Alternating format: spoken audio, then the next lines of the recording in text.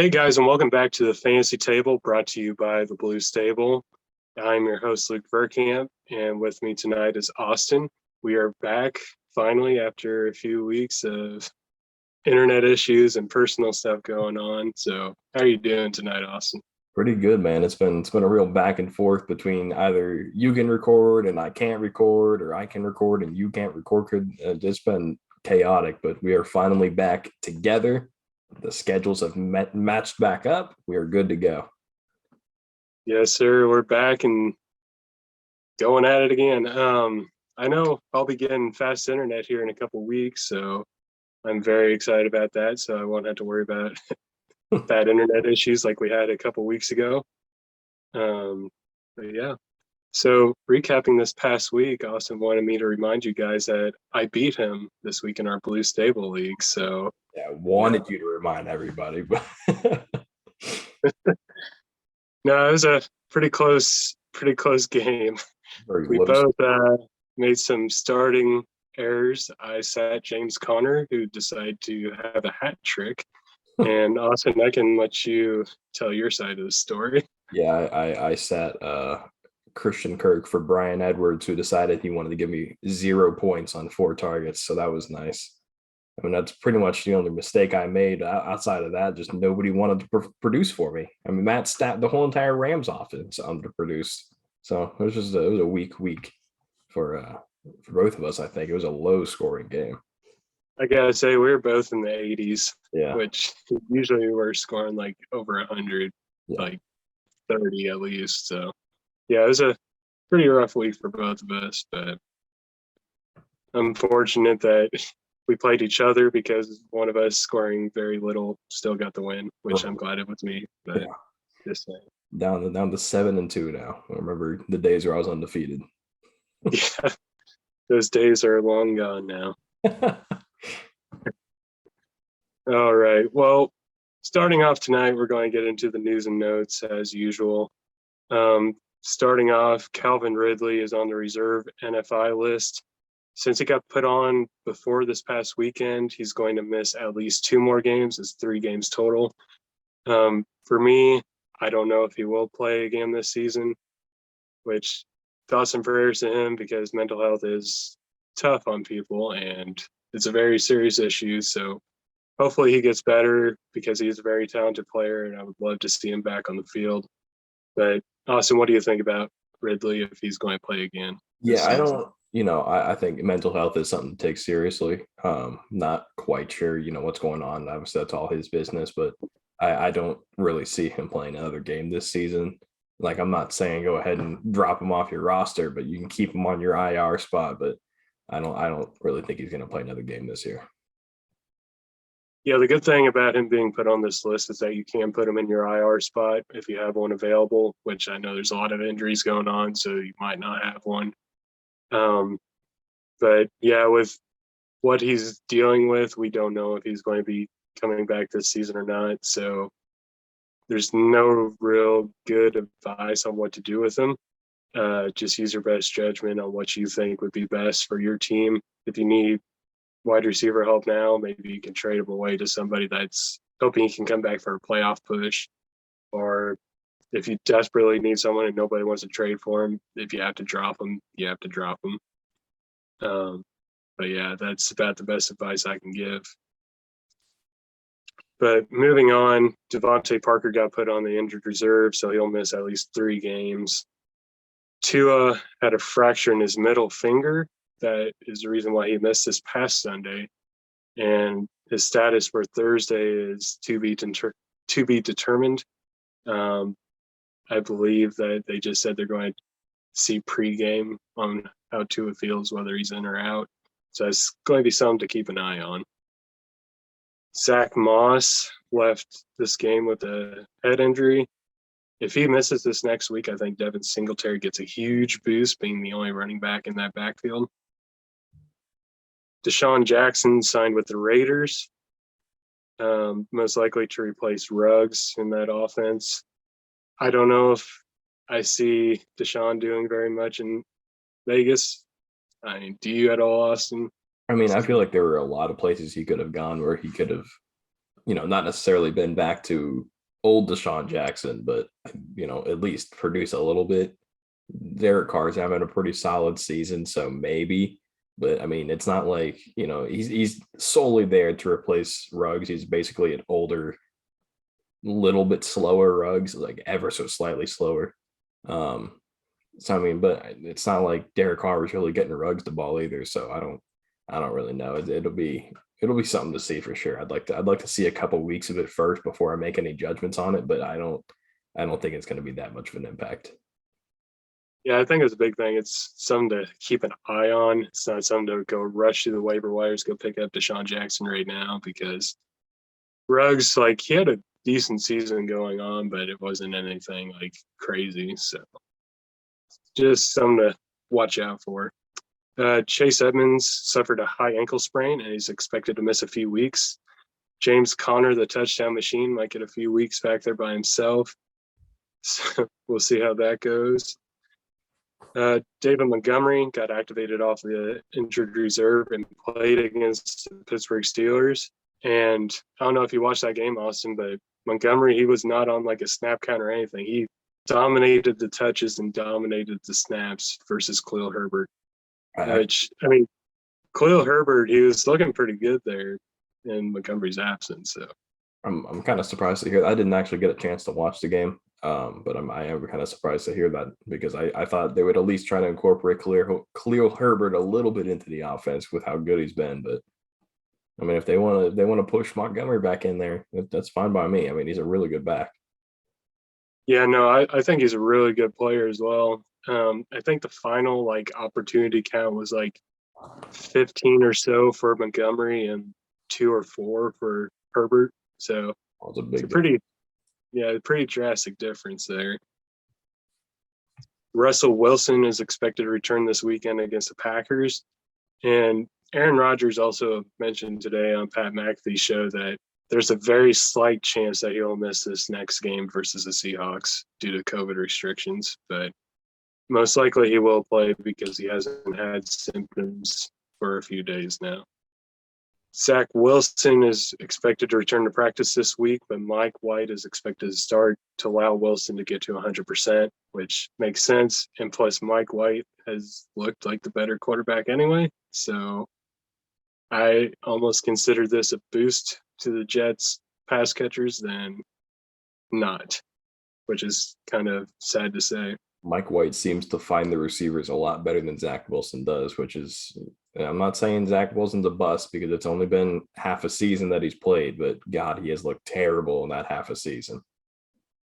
Yeah, it's not been good for Jets fans. The Colts played the Jets this past Thursday night, and one of my friends that I went with is a Jets fan, and he was talking the whole way up. He said, Drew Bledsoe got hurt in the middle of the season, and Tom Brady came in. Maybe Mike White's like Tom Brady. You never know. Yes. I was like, you can hope. You're a Jets fan. You can hope for it, but I wouldn't count on that.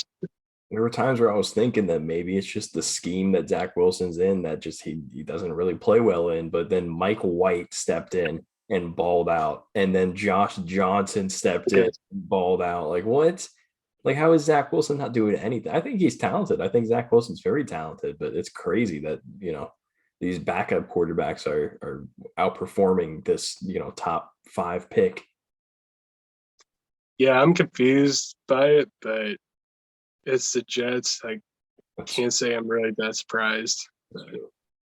I really hope that Wilson can get better and improve, because I really like him as a talent perspective. I think that he could be a really good quarterback down the road. But as a talent, I think I don't like him as he's one of those guys that his teammates wouldn't go to his birthday party. You know what I'm saying? That's a nice draft day reference for you. I mean, he looks like he's 15, so Disney Channel star Zach Wilson. Yeah, I know. Whenever I came home, my mom called and let me know, and she was like, yeah, she said, I saw that Zach Wilson, they put a camera on him on the sideline, and she was like, I thought he was like a water boy or something whenever I saw the picture of him because he looked so young. It's like, he doesn't look like a typical NFL quarterback. He does not. Anyway, moving on. Trevor Lawrence got hurt this past week, but he came back in, and he should be good to play this next week versus the Colts. And most likely he'll probably have a field day with how the Colts defense is playing. Who's surprised? Yeah. DeAndre Hopkins is now day-to-day. He missed this past week, along with Kyler Murray, but they're hoping he can return this week. Corey Davis should be returning to practice this week, which Chris Carson should be returning to practice Wednesday as well. So keep an eye on that to see if he does and how he does coming back. Big one, all Browns running backs other than Dernis Johnson got put on the COVID list. So from what I saw, I know for sure Nick Chubb is vaccinated. So all he needs is 2 negative tests within 24 hours of each other for him to be able to play on Sunday. But the chances of that happening, I don't know, because since he is on the COVID list, he tested positive. So there's a chance that he does not play this Sunday. And if that's so, Dernis Johnson's going to be the only guy back in the backfield this week. Greg the Leg Zerline for the Cowboys got put on the COVID list as well. So Cowboys will most likely have to sign another kicker for this Sunday. James Robinson is expected to be back this week as well against the Colts. So I know Austin just fist bumped, which I don't know if he should be because the Jaguars are playing us. Yeah, they're playing us, but at the same time, I have James Robinson in every single fantasy league I'm in. So, it's a win-win, I think. Or win. Fantasy teams matter too. Yeah, they do. Their fantasy teams matter, especially when money's on the line. I think James Robinson can rush for 150 and we can still beat the Jags. I feel like that's possible. That is true. And I wouldn't mind if that happened either. So. Although the Colts are one of the better teams against the run, so I don't know. We'll see what happens. That is true. And then the last one, but it's a pretty big one. Odell Beckham Jr. is a free agent. The Packers is his alleged preferred destination, though I don't know how true that is. I know I just got a report about an hour ago that the Patriots have been in contact with him already, so we'll see how that goes. But Austin, I want to hear your teams on who you would like to see Odell go to. So I mean, probably right at the top of that list is going to be Green Bay. I know Patriots have been linked to him. I know the Saints have been linked to him, but I think Green Bay is probably his best bet to actually, perform well, especially with Aaron Rodgers having been begging for a wide receiver too for the last 3 or 4 years. So, I mean, I think he can really perform well in Green Bay if he gets the chance with Aaron Rodgers throwing him the ball, which would honestly probably be the best quarterback that's ever been throwing him the ball. Not even probably. I think that's a guarantee. That is the best quarterback that has ever thrown Odell Beckham Jr. the ball. He's still very talented. He's still, got that talent there. It's just a matter of getting him the ball and not, looking away for him when he's wide open. Yeah, no, I definitely agree.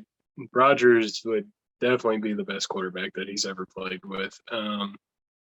Nothing against Baker. I still think Baker's a pretty good quarterback, but he's nowhere near Aaron Rodgers. Do it. I think Baker's an all right quarterback. Yeah. Baker's one of those quarterbacks where he's average at best. Yeah. I would say. Yeah. I think sometimes he looks like he can be a top 10 quarterback, and then other times he looks like he's like around 20-ish. And then there's never an in between, never is. But I would consistently inconsistent. Yeah. That's how to describe. Speaking of average quarterbacks, I'd like to see Carson Wentz throwing Odell the ball too. The Colts would be a fun one because, I mean, you and me were just talking about before we start recording. The Colts have not seemed to get a number 2 receiver in such a long time. Yeah. Which, I mean, nothing against Zach Pascal. I really like Zach Pascal. But to me, he's more of a 3 receiver. Sure.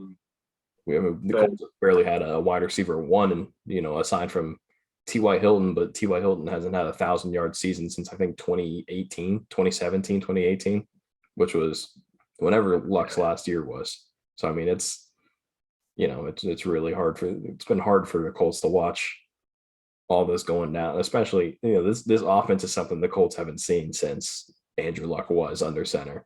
The run game, the pass game. I mean, when's the last time the Colts have had a running back rush for 1,400 plus, which is what JT's on pace for right now. Probably had Dream James. Right, exactly. But I think Odell would be insane in this offense. I'm not even sure you could consider him a wide receiver too, as long as he's getting the ball. It's like we got 2 wide receiver ones out there at this point. You could also make the argument that MPJ hasn't really solidified himself as a true wide receiver one. He's top 10 in pretty much every receiving stat right now, but more consistency, which he has been very consistent.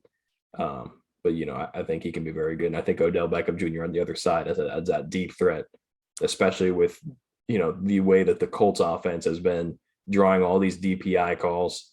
I think Odell Beckham Jr. would be perfect for that. So, it'd be something very interesting. And I know a lot of people, Chris Ballard said that, the locker room culture and everything. Like, yeah, he said that, but also this, earlier this offseason, he also told the media that he actually thinks this locker room is built up to the point where it can, take on not necessarily a locker room cancer, but like more of somebody who's a little more out there. You know what I mean?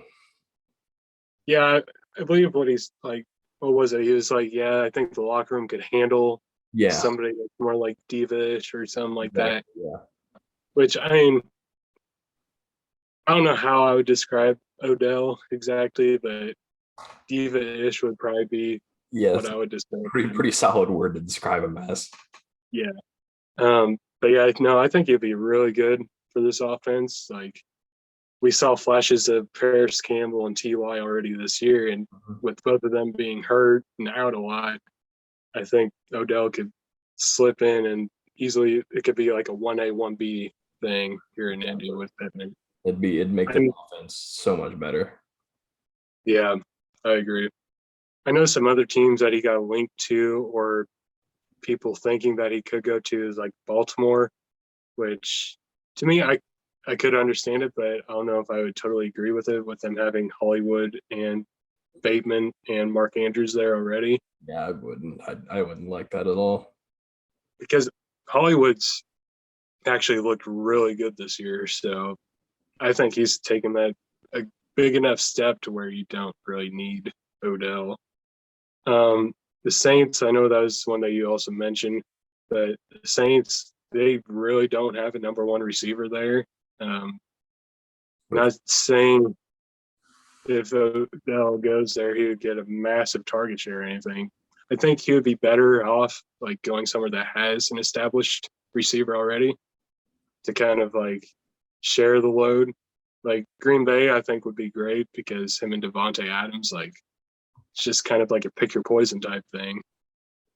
Yeah, I think Green Bay would be perfect for him, but I would also realistically, I don't think the Colts are going to get him, but realistically, I'd like to see him more in Green Bay or like even the Rams, if the Rams can find the money for it, with how often they just like to just grab big names, and it actually works most of the time too for them. And Kansas City, even maybe if Pat Mahomes can get his issues under control, either of those three, I feel like he's really going to just go to a contender, and it's going to be a contender, and it's probably going to be a big market team, and that's not the Colts. Yeah, that is true. Another one that I thought was confusing is the Seattle Seahawks. I know there's a lot of interest like between the two, but I personally can't see it with Lockett and DK already there. It's like, I don't know. Maybe one of them was out for the season or something like that, but I understand that he wants to play with Russell Wilson, and this is probably Russell Wilson's last year in Seattle. Not probably, I should say it might be. But I don't really like that. That's just a lot of mouths to feed. If he does go to Seattle, that drops everybody's fantasy value. Yeah, I gotta say, I personally wouldn't understand it, but I don't think it would be bad. Like it just help Russell Wilson out more, not the rest of the team. Right. Especially if he's back this week too. Right. All right. How about we move on to waiver wire pickups? So, starting off bye weeks this week, we have the Bears, the Bengals, the Giants, and the Texans. So, not a whole lot of big name fantasy options out, but like you got David Montgomery, Allen Robinson, Joe Mixon, Jamar Chase, T. Higgins, Giants players with Saquon Barkley, which I mean he's been out a lot anyway. Evan Ingram, Kadarius Toney, Sterling Shepard. Texans, Brandon Cooks is basically the only relevant option. Not even sure if there's anybody else on the entire team other than Brandon Cooks, to be honest. Yeah, not much. There's really not much there. All right, so the top waiver wire pickup that I have this week for running back is Dernis Johnson. Due to the COVID protocols with Chubb and them possibly being out this weekend, you got to pick up Dernis Johnson because, as we saw a couple weeks ago, if he has the backfield to himself, he can just feast and just score a bunch of fantasy points for you.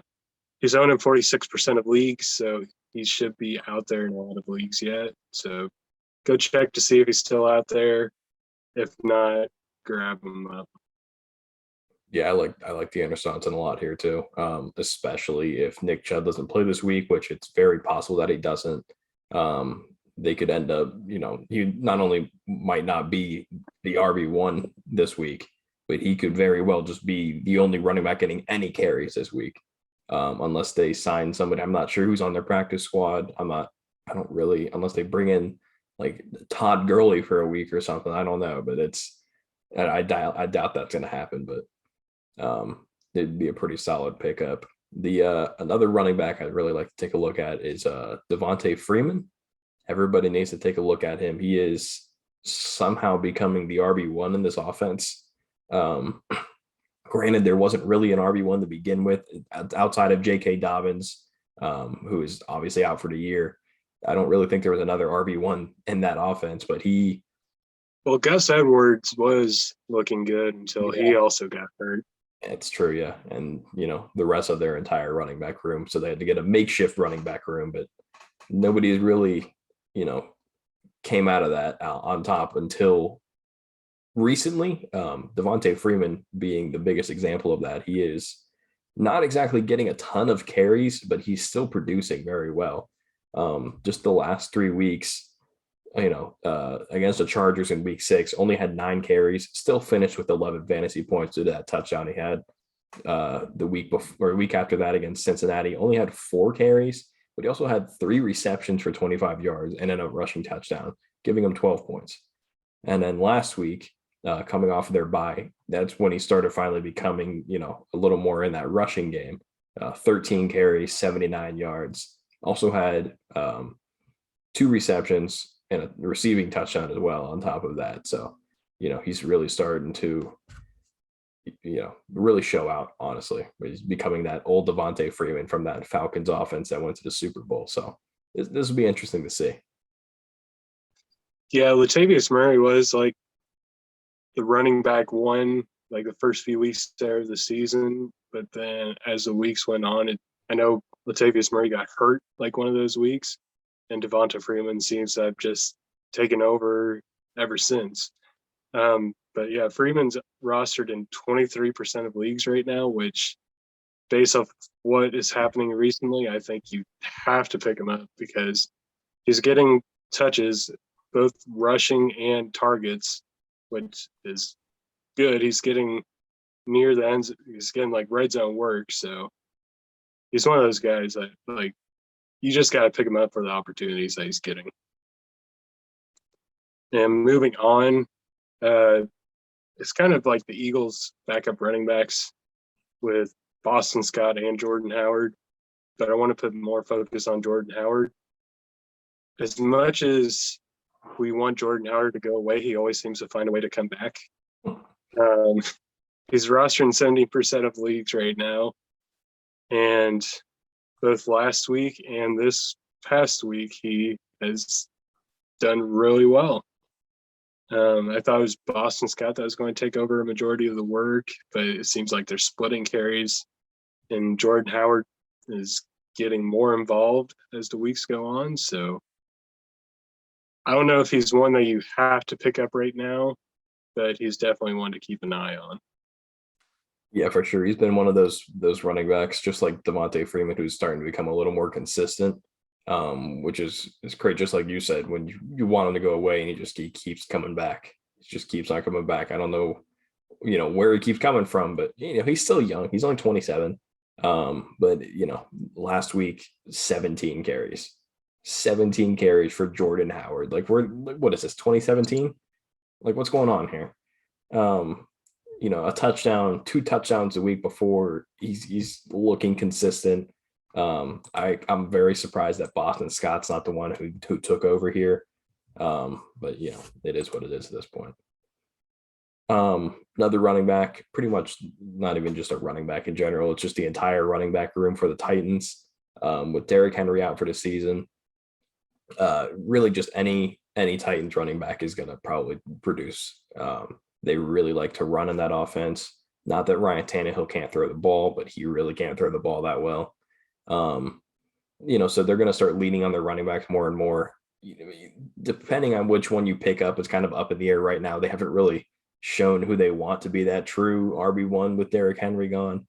But pick up one. I guess they really didn't have to against the Rams there because they were just in control the whole game, so they didn't really showcase. Insane. I don't know how that could have possibly. Nobody predicted that, but it is what it is at this point. Apparently, the Titans are good. Nobody knew, including myself. But yeah, so I mean, any Titans running back, give it maybe a week or so, and then start putting in your waiver wire pickups for him. But one of them, whoever starts to come out on top. I gotta say, with the Titans running back room, it does seem like Jeremy McNichols is still the third down back, and they're kind of splitting it up between Adrian Peterson and Deontay Foreman on the first and second down work. But the big thing that I will say so far between the two, between Devonta Foreman and Adrian Peterson, is that AP's been getting a lot of I can't really say has been because it's only been one game, but the game against the Rams there, he had a lot of, I'm trying to think of goal line touches. So like whenever they got close, like within the 5-yard line, AP got basically all those touches compared to Foreman. Yeah. Even though Foreman did look more explosive than AP, which is expected because AP is like 50 years old by now, but Foreman's really been bouncing AFC South teams too. I just realized that. Do what? Oh, Foreman. Yeah. He started on the Texans. I really liked him a lot. I thought he was going to become the RB1 on the Texans. Obviously never ended up working out, but then went to the Colts. Yeah, that Achilles injury kind of hurt him. Yeah. There. But so I mean this is 3 of the AFC South teams down. Maybe he'll be on the Jags soon. Could be. I wouldn't be surprised with James Robinson getting hurt a little bit and Travis Etienne and stuff like that. Right. But moving on to wide receivers, one wide receiver that I want to talk about here is Donovan Peoples-Jones. Now that Odell is out, I don't know what it is, but something about Odell just made the Browns worse. And now that Odell is gone, Donovan Peoples-Jones has looked pretty good in the recent weeks, but especially this past week with Odell gone. He's definitely somebody that I would want to roster for right now, not necessarily start yet, but he's a guy that has high upside rest of season and potentially for the next couple of years. Yeah, he is for sure one of the guys that I really, really liked, especially coming out of college last year. As an Ohio State fan, watching him at Michigan, electric on the field. When he went to the Browns, I didn't really think he was ever going to get a chance with Rashard Higgins and OBJ and Jarvis Landry, but it really seems like he's made his way up that depth chart and he's kind of earned his way up that depth chart. Last week, facing you in our fantasy matchup, I was debating between Bryan Edwards and Donovan Peoples-Jones to pick up. I chose the wrong one. That's on me. It is what it is at this point. had I Well, picked, you said that you were wanting to pick up Donovan Peoples-Jones, weren't you? And then you just accidentally had Brian Edwards instead. yeah. So I went to go pick up Donovan Peoples-Jones, but I was looking at Brian Edwards, hit add on Brian Edwards on accident, like my finger slipped, and I was like, maybe it's the fantasy gods telling me that this is who I need to pick. It was not the fantasy gods telling me anything. I should have dropped him right off the bat. But yeah, he's looked really good. He's becoming the deep threat that OBJ was supposed to be in Cleveland. And I'm sure OBJ is watching these Cleveland Browns games on his TV at home, just calling Baker Mayfield every name in the book. But I'm yeah, sure his dad is as well. yeah, exactly. But yeah, he's been really solid. I mean, 86 yards and a touchdown last week, and it's not like he's getting these dink and dunk plays. I mean, they're going deep to him, so he's a really solid pickup, I think. Another player that's going to be another wide receiver we're going to take a look at. It's going to be Elijah Moore, the rookie out of Ole Miss. Somebody I love Elijah Moore. He hasn't really done too much this season until the last couple of weeks. I thought they were going to incorporate him more into the offense a lot sooner. They hadn't. Same thing I thought with Michael Carter too, and they didn't do that until sooner.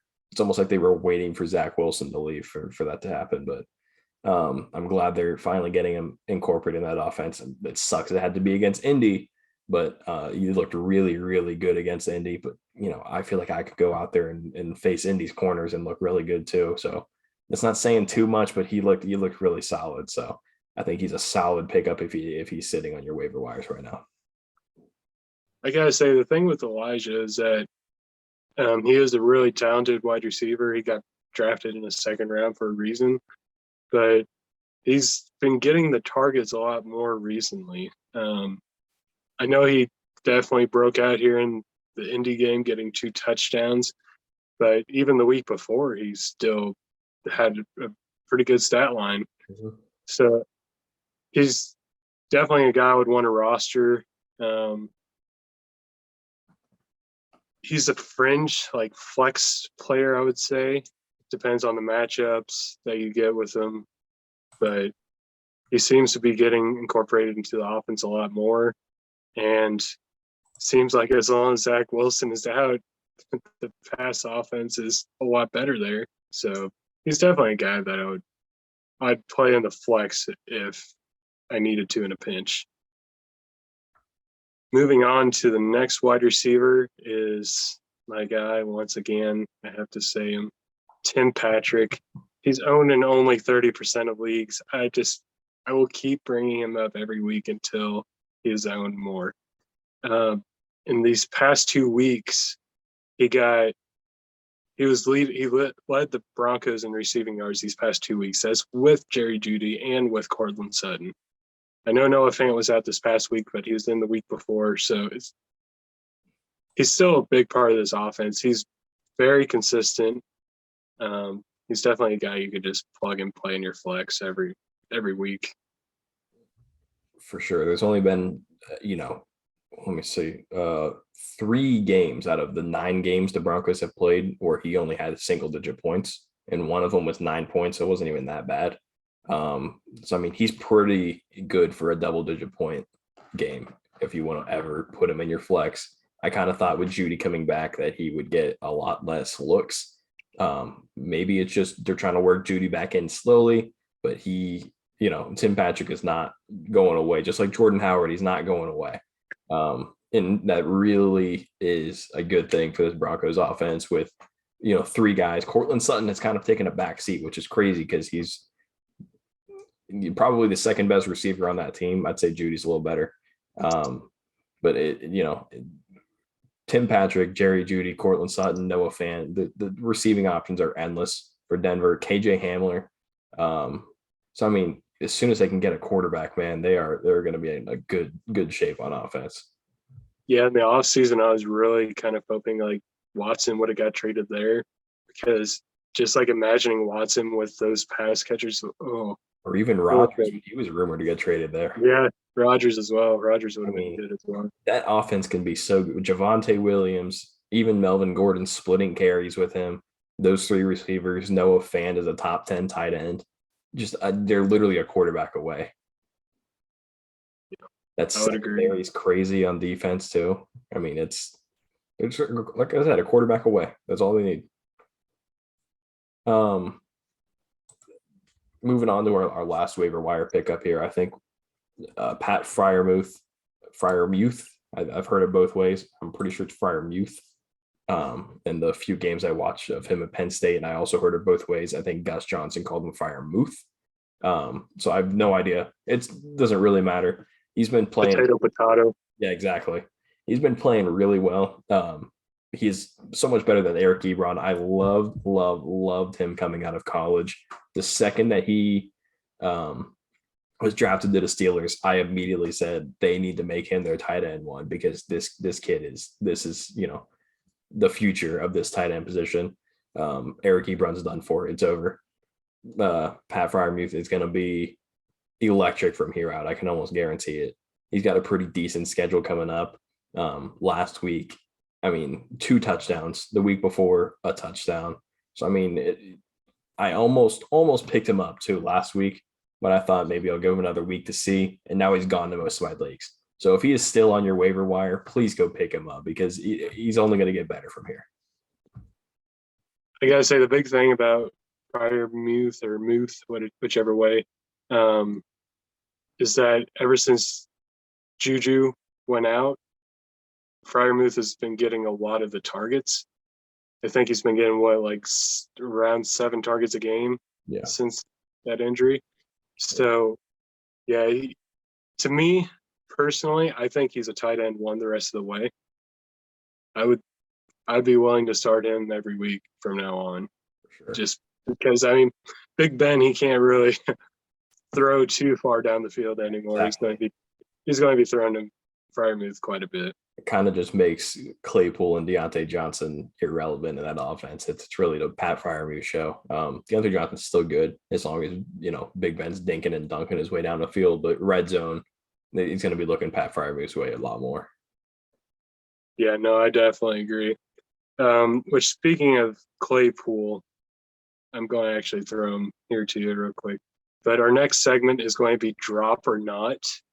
So these are guys that were drafted pretty high or rostered in a lot of leagues that a lot of people are considering dropping. I know I did this by myself a couple of weeks ago, gave my opinion on some stuff, but now I have Austin here so that way we can discuss a little bit more.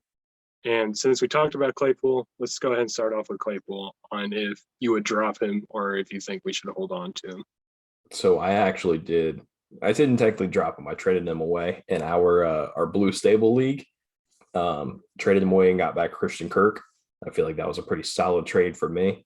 And then obviously didn't start Christian Kirk for some strange reason, despite how well he's been playing. But yeah, I don't think he's really going to be too much featured in this offense. I thought he was, as soon as Juju went down, the first thing I did in most of my leagues was go out and get him. But it hasn't really done too much. So, I don't really, he's pretty much a drop for me at this point. If you can get anything out of him, go out and trade him for anything, but I don't think he's going to have any more production this season. Yeah, I know we talked about him a few weeks ago whenever Juju got hurt, that Claypool could get a lot more targets in the offense, but obviously that hasn't happened. To me, you could probably drop him just for the rest of the season. Yeah, if you can trade him away, go for it. But if there's someone on the waiver wire like a Rashad Bateman, I know we didn't talk about him earlier, but Rashad Bateman would be a really good pickup if he's out there.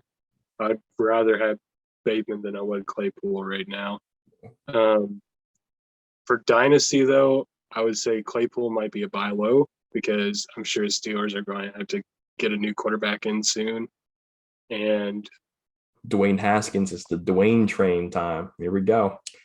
Dwayne Haskins QB1 next year. Heard it here first. Get the ball to Claypool. Yeah, that's for sure. But yeah, hang out at the strip club after. Yeah. I'm sure there's quite a few of them down in Pittsburgh.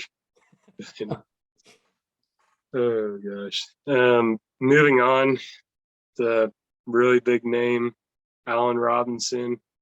He had a good game Monday night against the Steelers, so there is still hope for him yet. Justin Fields, that was his best game as a starter. Allen Robinson's first 10-point in PPR leagues, first 10-point game since like week 2. So I personally, I'd probably hold on to him yet, just on the hope that Justin Fields can continue to improve as the season goes on. And because, I mean, Robinson, we know who he is. He's a very good receiver. So I would like to take the chance on it. But what do you think, Austin? Yeah, Allen Robinson's definitely like a top 10 to 15 receiver in the league, not just fantasy, just as a receiver in general. Everybody thought when they drafted Justin Fields that he was going to, elevate to a whole other level because this would have been the best quarterback he's ever had. Fields didn't look too great at the start of the season, but, as the weeks go on, as the season goes on, he's looked better and better. Last week, the week before the Steelers game, everybody was saying, wow, this is the best game Justin Fields has had. Then last week against the Steelers, now everybody's like, this is the best game Justin Fields has had. So it's really just like he's getting better and better as the weeks go on. He's not filling up the stat sheet, but you watch the game, you watch that the eye test in general. He's doing what needs to be done, and I really think, in the next 8 weeks that he can show out.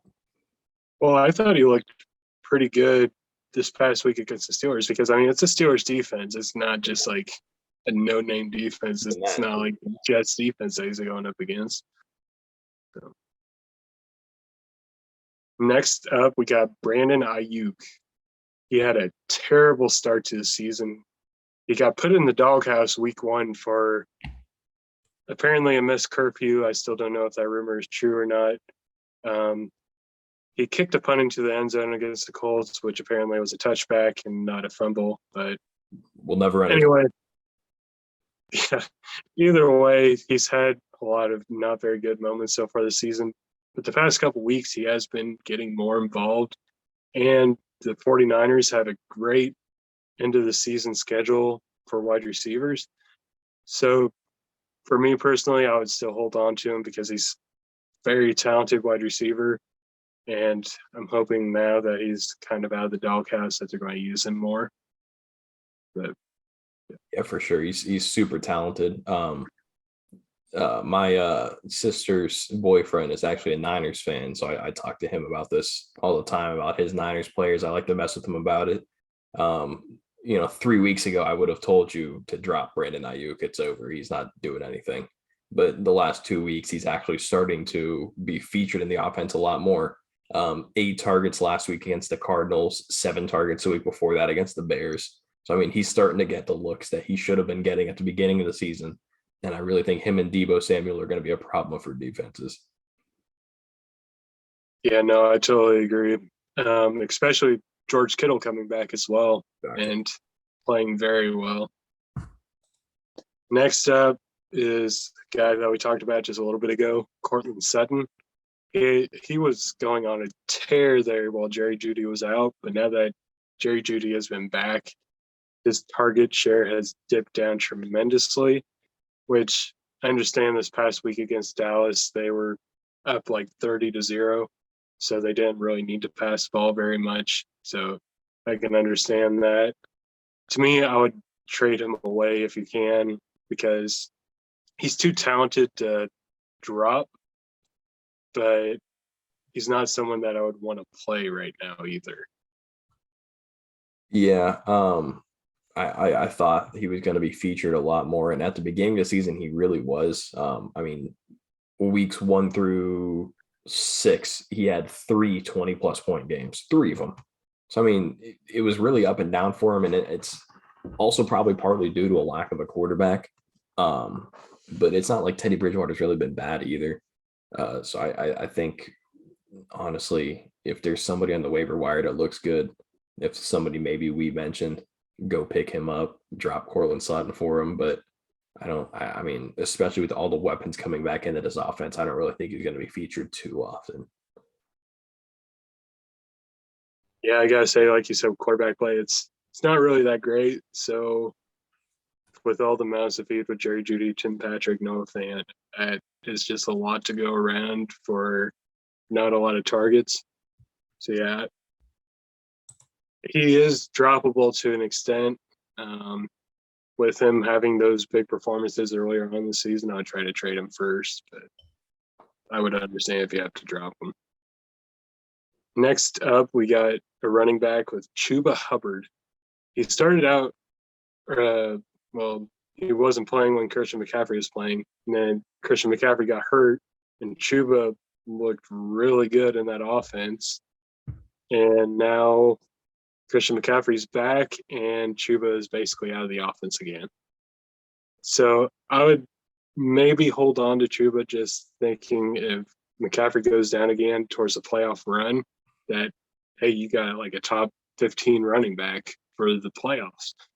But otherwise, if you're really needing a running back depth, I think you can drop him or maybe trade him to somebody if they're interested in him. Yeah, completely agree with everything you said, actually, because it is the only reason to hold on to him right now would be banking on a CMC injury. If he doesn't go down, you just wasted a roster spot. So, I mean, it's really your call. You can hold on to him if you want. I personally am probably going to hold on to him, and I've got him in our Blue Stable League. I might hold on to him for at least a couple weeks, and unless something better comes out that catches my eye a little more, I'll hold on to him just to see how CMC runs on that injury. But if you want to drop him, if you see something on your waiver wire, if you want to drop him, go ahead. I don't have any problem with that. Yeah, if you're like desperately looking for a win and you have Chuba Hubbard and like Ernest Johnson's out there, then yeah, go pick up Ernest Johnson for the week. And if Chuba's still there next week, you can pick him back up afterwards. Jordan Howard's out there on that waiver wire. Go pick him up. Jordan Howard, the guy that never goes away. IU guy, I'm an IU guy, so I love him, but at the same time, I just can't believe he's still a thing. Which, speaking of Eagles running backs, next up we got Kenneth Gainwell. To me, I would drop him for about any of the guys that we talked about earlier, except for maybe the Titans running backs. That Eagles backfield is just a mess. I would not want to have to start anybody from that team in the running back. The only real players that I would want to start in fantasy is Jalen Hurts and Dallas Goedert, probably. Devonta Smith is definitely worth rostering, but he's very inconsistent because Jalen Hurts is inconsistent. But yeah, as for Kenneth, I'd drop him. Yeah, I thought he would be the feature back in this offense, him or Boston Scott. And for some reason, it was Jordan Howard. It is what it is at this point. It's not that Jordan Howard's a bad running back, but Kenneth Gainwell and Boston Scott are much younger, better running backs. So it is what it is at this point. Kenneth Gainwell's a waste of a roster spot. They clearly don't like him for whatever reason. He's more of a receiving back anyway, but it is what it is at this point. He's definitely a drop.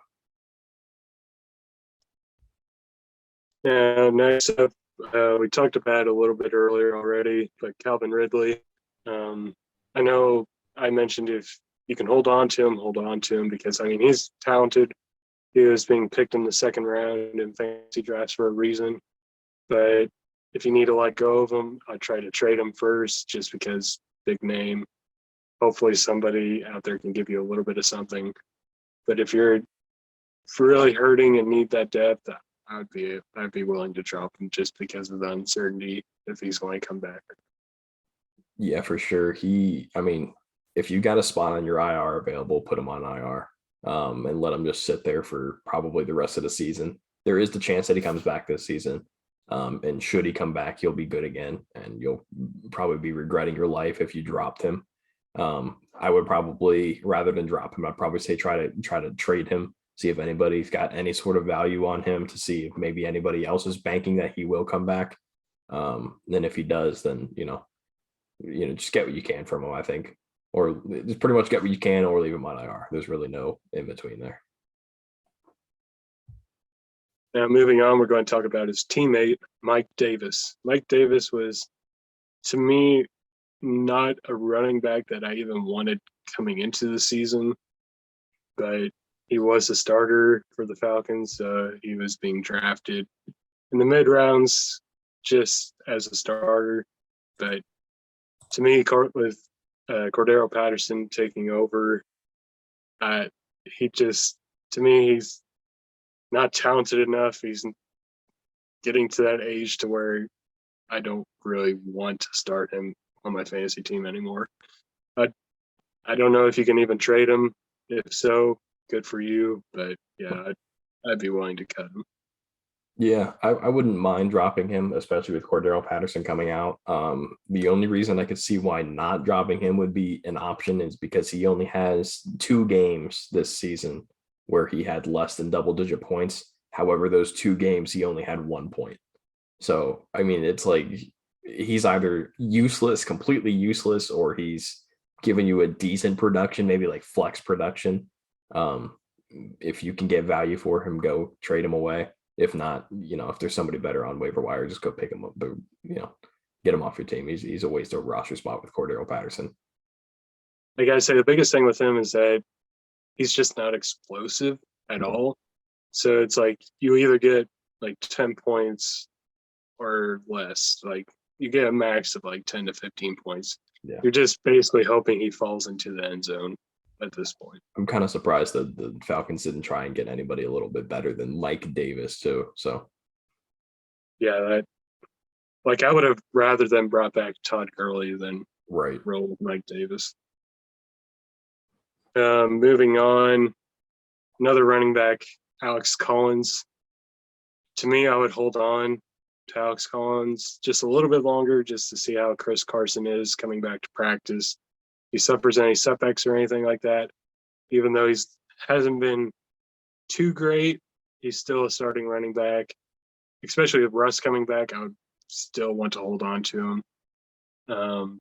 So I wouldn't drop Alex Collins just yet, but if Chris Carson comes back and is fully healthy, then I think you can drop him after that. Yeah, pretty much just everything you said. Hold on to him for another week, see how Chris Carson looks. If Chris Carson looks good again, just get rid of him. There's no point. You're not going to have any trade value for him.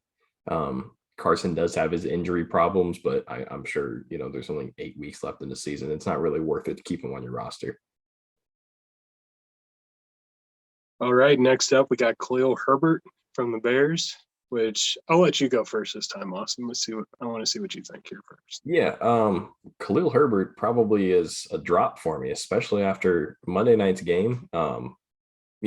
If you have the space available on your team, hang on to him maybe for a week or two, just kind of like the Alex Collins situation. If David Montgomery continues to be the feature back in that offense, there's no point in having Khalil Herbert on your team. There really isn't. There's just, what are you going to do with him? Let him have your 3 points a game and let David Montgomery just go off every game? Give it a week or two, maybe leave him on your bench. If he doesn't do anything, go find something else. Go find whoever we talk about in 2 weeks. Yeah, to me, I think he probably is a drop now because he didn't get used very much in this Steelers game when Montgomery came back. Plus, they're on the bye this week, so that's just going to let Montgomery get even healthier. And I don't know what you think of this comparison, but to me, Herbert is very similar to how Alexander Madison is for like Dalvin Cook. So it's that similar like type of backup to me, in my opinion. But yeah, so if you can hold on to him just in case Montgomery goes down again, I think Herbert would get the bulk load of carries like he just did.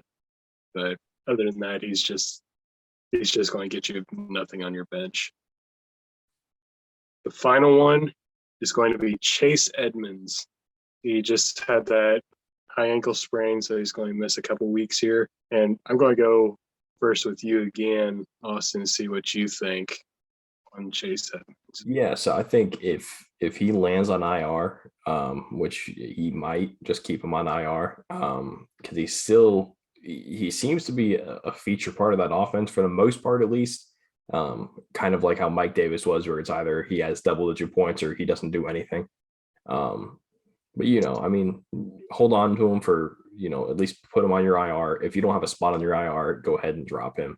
I mean, there's only 8 weeks left in the season for most teams. 4 of those 8 weeks, you're not going to have Chase Edmonds anyway. So see what you can get for him. Maybe try to trade him away. Let somebody else have him on their IR. One of the two. I think dropping him's a little dramatic, but I'd kind of just see what you can get for him. I gotta say, I personally wouldn't want to drop him. He's way too talented for that. He's been used quite a bit in the Cardinals offense, which is a very good offense. So I would hold on to him at the very least. If you are needing to trade him away for something, go ahead and trade him, but I would not drop him just yet. But that is it for drop or not. If you have any more questions on guys that you think that you might want to drop or not, let us know, comment down below, and we'll give you an answer for those. So moving on, we're going to go to our starts of the week for week 10. And Austin, I'll let you go first with quarterback. Yeah, so my start of the week is going to be Derek Carr. He's got the Chiefs defense coming up. Terrible, terrible defense. I really think he's got a chance to light it up this week. If he doesn't really have too many receivers around him, which is crazy of how good of a season he's having, but he's on pace for probably one of the best seasons Derek Carr has ever had. This Kansas City team has been allowing the second most points to quarterbacks. So, Derek Carr is already as good a season as he's having with Kansas City's defense allowing a ton of points to quarterbacks. There's almost a guaranteed start here. Yeah, the Chiefs defense has just been awful this year. Their offense is supposed to be better than their defense, but it's just been surprising how bad this Chiefs team all around has been, that their defense is awful. So yeah, I'd definitely be willing to start Derek Carr this week. And as for my start of the week, I have Matthew Stafford. I think this week's going to be a big bounce back game after they just got embarrassed on national television, and Stafford basically threw 2 pick sixes. Plus, they're playing San Francisco, which San Francisco has gave up the 3rd most points to quarterback this season. So I'd be willing to start him this week in a heartbeat. He's probably going to be a top option. Yeah, I've got Stafford in pretty much all of my leagues, so he's for sure a start for me. Like you said, San Francisco is very, very bad against quarterbacks. So, it's almost a guaranteed start. He did get that a mild ankle sprain against the Titans, so that's something to keep an eye on. But this is probably one of the toughest quarterbacks in the league. He could probably break his ankle and will still play this week. Yeah, I forget what that injury was that he had in Detroit, that he went back in and still threw a touchdown after he got it. He tore his shoulder. I think that's what it was. Yeah, that's what it was. Yeah, something with the shin. A complete tear, literally couldn't even hold his arm anymore. Or it was dislocated. It might have been dislocated now that I think about it. I remember I gotta say, I can still remember the clip. He was holding his shoulder I think running back to the sideline, I think I remember him saying that, it's out. It's out. I think that's what he said. Yeah, he was like, don't touch me. Yeah. So I think it might have been dislocated, but that's one of the toughest quarterbacks in the league. So badly wanted him to come to the Colts, but I wasn't going to pay that much for him either. But first running back start of the week for me is going to be pretty much either of the Broncos running backs, either Melvin Gordon or Javonte Williams. They both got some pretty great matchups this week. They're facing, I know this too. I don't know. Lost my notes here. Here we go. They're facing the Eagles. Eagles are not particularly great against running backs. They're giving up, I'm showing the 11th most points to running backs right now. They're both having pretty solid seasons. I think it's really, if you've got either one of them on your team and you're debating, who should I start? Put both of them in there. Start both of them. If you've got both of them on your team, I know I do in one of my leagues. I have both Javonte and Melvin Gordon. I'm going to be starting both of them. So put both of them in that lineup. Put one of them in that lineup, whichever one you want to do, because they're both going to have a pretty solid game. I wouldn't say they're going to both go for 100 yards and a touchdown, but they'll get you double-digit points. I'm almost sure of it. I gotta say, like this past week, I know Gordon, he got the touchdown and got like 15 points, and then Devonte got over 100 rushing yards and he had like 11 points. So I could see a very similar stat line again this week. But yeah, I think they're both good starts. Mm-hmm. And then my start of the week, this is dependent on if Chubb is out or not, but it's Ernest Johnson. I think he's an easy plug-and-play guy if you get him on your roster. He's probably going to be the only running back in the backfield this weekend against New England. And New England, surprisingly, gives up the 7th most points to running back this season. So, to me, he's a easy start because we saw what he did a couple weeks ago against Denver. So I just had to look this up real quick to see who the Browns running backs were on their practice squad. Looks like they've got running back Brian Hill, former Titan, on their practice squad. They just signed him about 3 hours ago.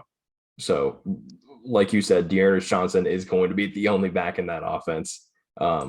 Last time he was the only back in this offense, he really, really showed out. He showed he could probably be, a solid running back literally anywhere else. It's a high-powered running offense. He's going to do really well. I almost guarantee it. My first wide receiver start of the week is going to be another position room here. It's going to be the entire Bucs wide receiver room. The Bucs are playing, I believe, is it Washington? Yeah, it's Washington. I mean, terrible. Washington was expected to be like one of the top defenses. I took Washington's defense. That was probably the first defense I took in most of my league.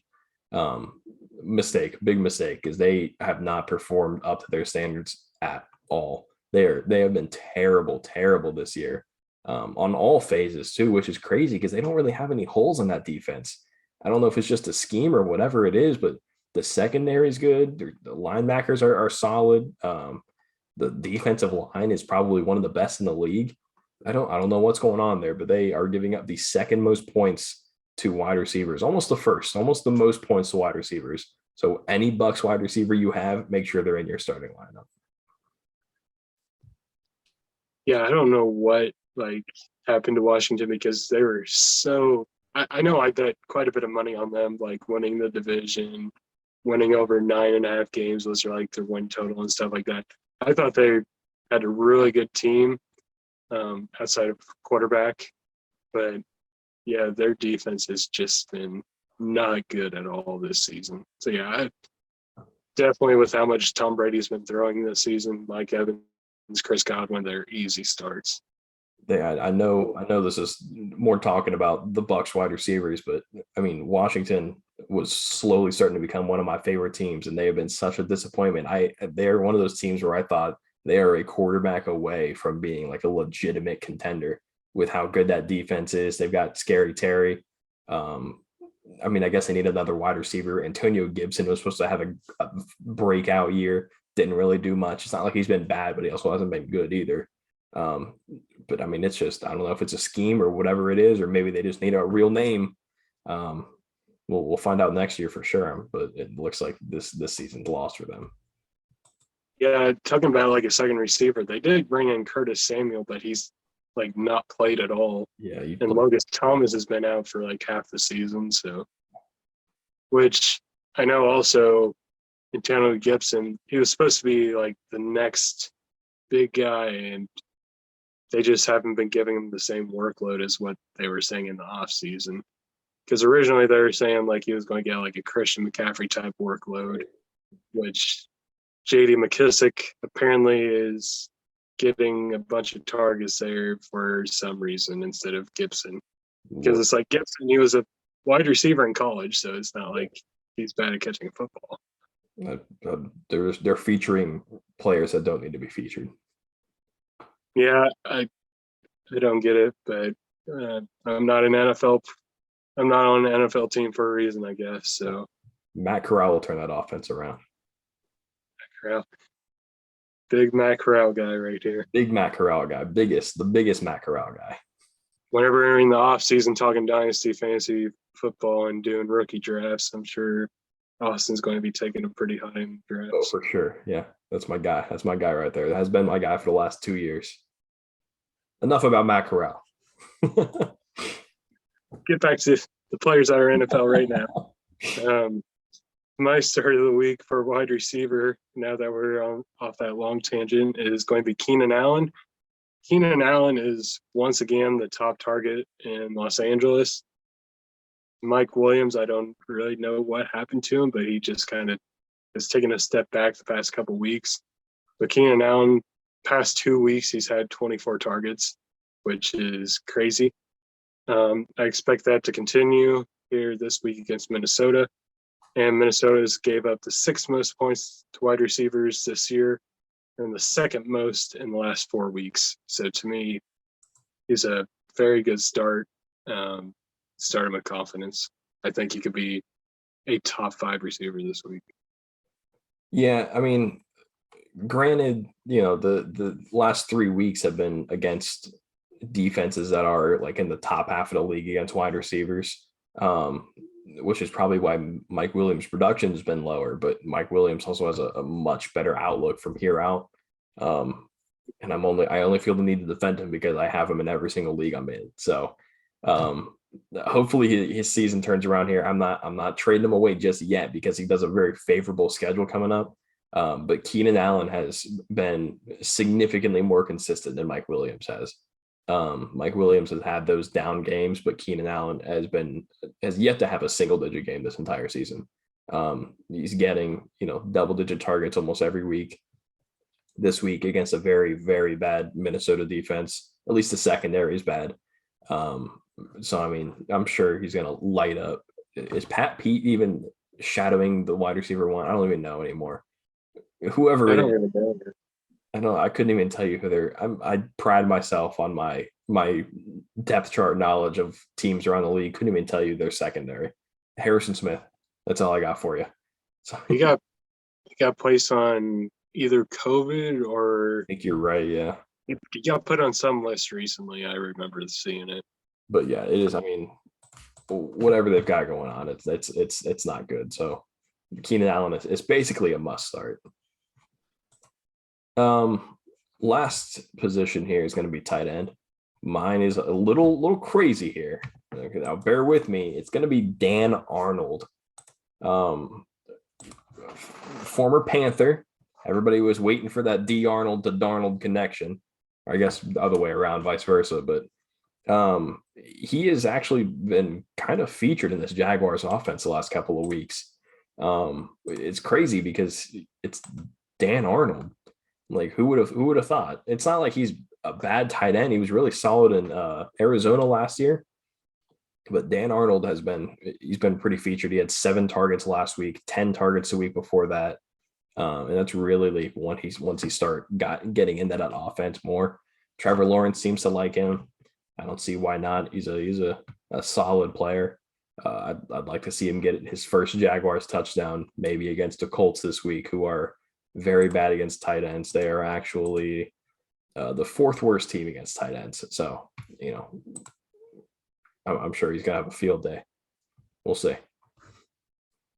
Yeah, no, I considered him as my start of the week as well. Whenever I was looking through the list, he's definitely been used a lot in this offense.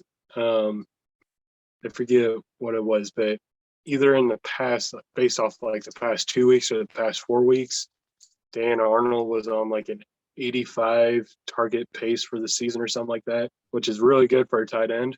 So, yeah, I think that he's going to get the targets. He's going to get the looks, especially against this Colts defense, who's giving up a lot of yards. I think he's a pretty good start for this weekend. I think he's also a good wire pickup because we didn't really talk about waiver wires too much because for him, I didn't really think about it until just now, but he is only rostered in 39% of the leagues. So if he's sitting there in your waiver wire, he's going to start getting featured in this offense more and more. I'm almost sure of it. So, I mean, go pick him up because he's solid. I almost picked him up last week and picked up Bryan Edwards instead. Look where I am. So I got to say, we mainly don't talk much about waivers as we should because our show comes out on Wednesday, and usually waivers run through at like 2 a.m. Wednesday morning. So that's why we don't prioritize it as much. We'll still tell you the bigger names because just in case you have like a Thursday waivers, we still want to let you know, or if they're still out there for some reason, that you can go pick them up. But yeah, Dan Arnold, he definitely should be picked up because he's any tight end that's getting targets, you need to pick up because tight end position is just so thin. You just got to take what you can get. Moving on, my tight end start of the week is going to be Mike Gesicki. I looked this up. What rank do you think Mike Gesicki is for tight ends overall this year, Austin? Well, I've got him in our Blue Stable League, and actually I have him in my work league as well. And I'm pretty sure he's is he 8 or 9, somewhere around there? Tight end 3. Is he tight end 3 already? Wow. Tight end 3 on the year. Wow. So that surprises me even, and I've got him on my team. So I gotta say, I looked that up and that just shocked me. Which, I mean, I know tight end hasn't been too great this year. There hasn't been a lot of standouts, but that still just shocked me. Especially with like how Jacoby Brissett and Tua have been going in and out of the lineup so constantly. But yeah, I think he's a really good start this week because he's been getting a lot of targets from both Tua and Jacoby. So whoever starts, they should be throwing him the ball. Plus, they're playing Baltimore, and Baltimore's defense gives up the second most points to tight ends, both on the season and in the past 4 weeks. So, yeah, I think he's a pretty good spot start for you. Well, I mean, he's a number 3 tight end, so you're probably going to be starting him. I would hope you're starting him. Yeah, I didn't know he was number 3 already. I'm sure that's very good for anybody who's got him on their team like me. So I'd like to say that I called this without actually calling it. I just want to take credit for it, even though I have no credit to take for it. But yeah, he's got a very favorable matchup this week with Devonte Parker on IR. It's really just Jalen Waddle and Mike Gesicki. that's it. Those are the only targets. Preston Williams hasn't really done too much. I really liked Preston Williams coming out of college.